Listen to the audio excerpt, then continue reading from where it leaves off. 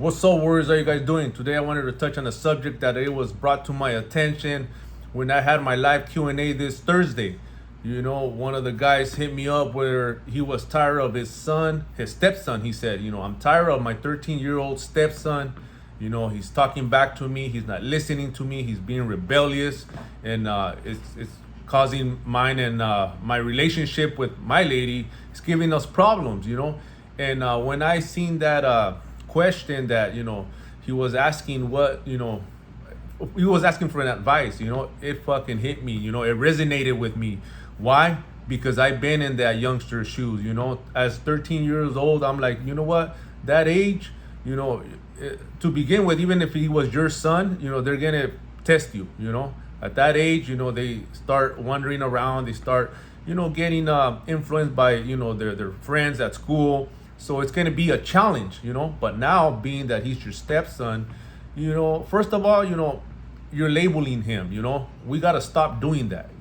So like I said, I resonated with that topic. Why? Because I was a stepchild. I was told at 9 years old, with when I was out there playing, and my mom approached me. She told me, hey, you know what, I got to talk to you.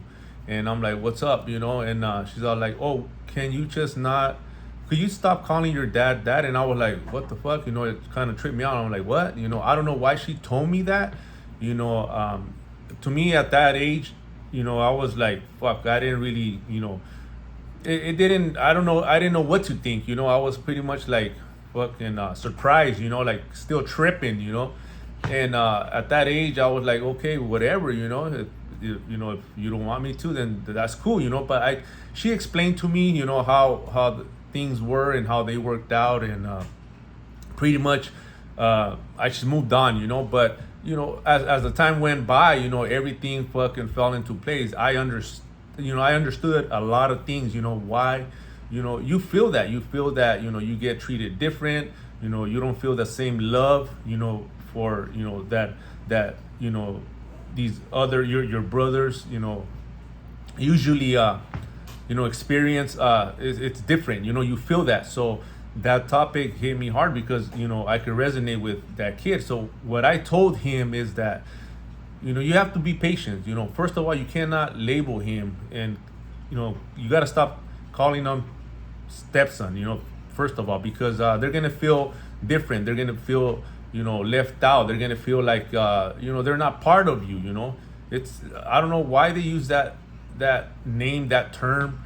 And you got to see him as your son. That's what we're all here. We're all brothers. We're all sons of God, right? So why wouldn't you just not see it that way? So that's pretty much what I had to I had to let them know that it's going to be a difficult road. But I've seen a lot of success stories where these kids, they see their stepdad as fuck, that their father figure. They were there from.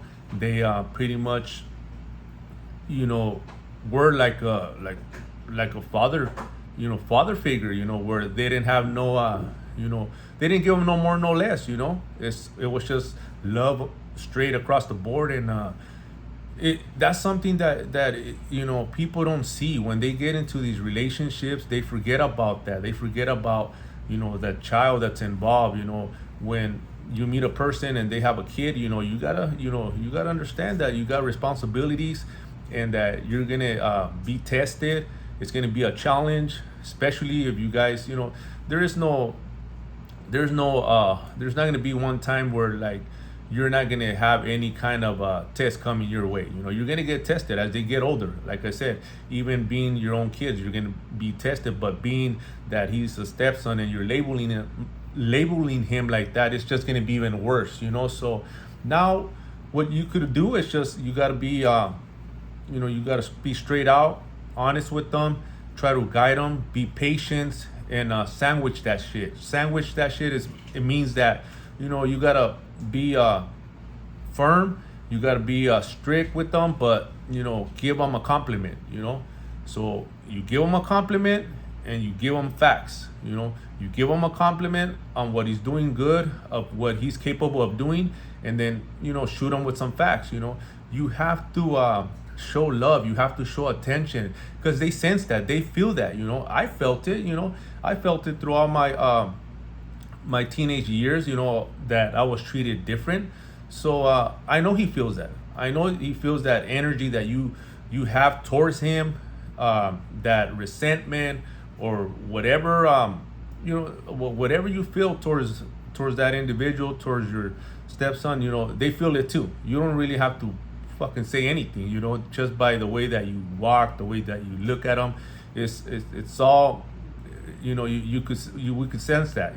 So I know, because like I said, I lived it, so I know what he's going through. But I know that you could turn that. I know that if you want your relationship to work, you have to make sure that communication is key. Communication, understanding, loving, compassion, being compassionate, and put yourself in his shoes.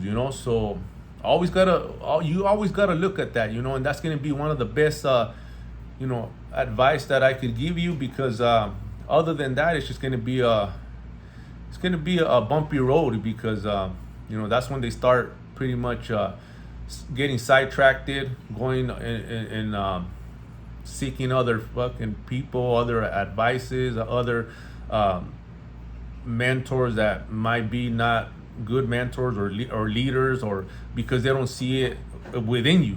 They don't feel comfortable talking to you, so they're gonna look for that love, for that for somebody to care for them in the streets. And that's when sometimes, hey, they take that rough road. They end up doing a lot of crazier shit, because they just didn't felt that love in their household. They felt that they were a burden. They start feeling that like they don't belong there, and it's something that you could fix by communication. So like I said, communication is key here. And you always, the best thing to do is always put yourself in that person's shoes. So that's why for me it was plain and simple. It was simple because with my kids, I didn't want that. So every time that I got into a argument, always thought in back of my head, I don't want my kids going through that, because I went through that. So I didn't want to put them in that situation where another person could probably step in their life. Because let me tell you, these girls, these females out there, they're not, most of them, they don't write it out, alone. They're gonna find somebody, and then you're gonna put your kids in that situation, and sometimes they get a they get a tough life. And that's because you couldn't understand, you couldn't be you didn't think before you act, pretty much. So there's a lot of times that you could avoid that, by, like I said, patience is key, communication is key, and always having back of your head, you wouldn't want that done to you. So that's one of the things that helped me throughout my years, because I wasn't going to be that dad. I was not going to be that father that just for any little stupid argument just walked out on his family, and then put their kids in a predicament that sometimes that's why they take that fucking life that you wouldn't want to see your child, your kid going through, all because of the trauma that they had through their childhood. So hopefully this message helps that gentleman out there, and you gotta fucking stay solid. You signed up, so now you gotta sack that shit up and run that shit like a fucking man, and be that father. Let's fucking go.